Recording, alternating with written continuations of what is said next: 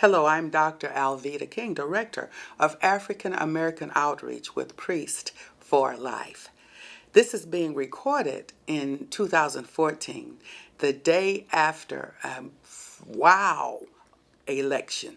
I say wow because there was an upheaval, a turnover. I believe that God was listening to the prayers of believers and the faithful from all over the world and saying, Lord, do something in America. And so I ask this question. The elections are over. Now what?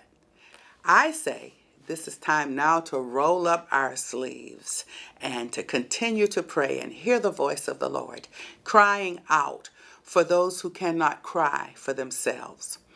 In the United States on November 4th, 2014, the Senate of the United States, of course, changed hands from Democrat to Republican, and that's a kind of a political thing, and we understand politics pretty well.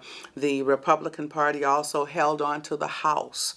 We have a president, the first African-American president to be elected in our lifetimes, and of course he'll be going out of office soon.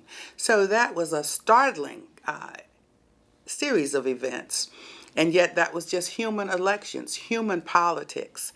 Now for months and maybe years, and certainly going back to 1973, there are many who've been praying from the day that abortion became legal in the United States through Roe versus Wade and further through Doe versus Bolton.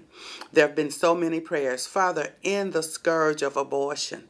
In this election cycle, people, of course, were concerned about jobs and the health issues, and we want real health care, not death care that kills babies and women and destroys families. So we know that those issues were there. The economy, ISIS, violence in Ferguson. There were so many things that were going on during this particular election cycle.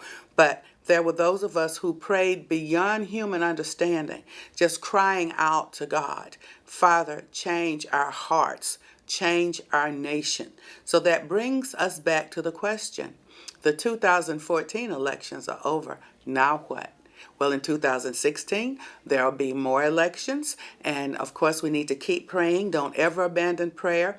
Inquire of the Lord. Ask the Lord what to do. Vote for godly people, people who will vote according to the Bible and our values. We must stand up for life. We must stand up for liberty. And we must stand up for the pursuit of happiness for all people in a beloved community.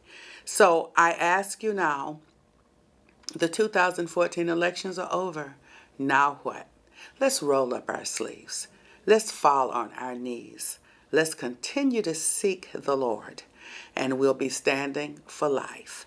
God bless you, Dr. Alveda King.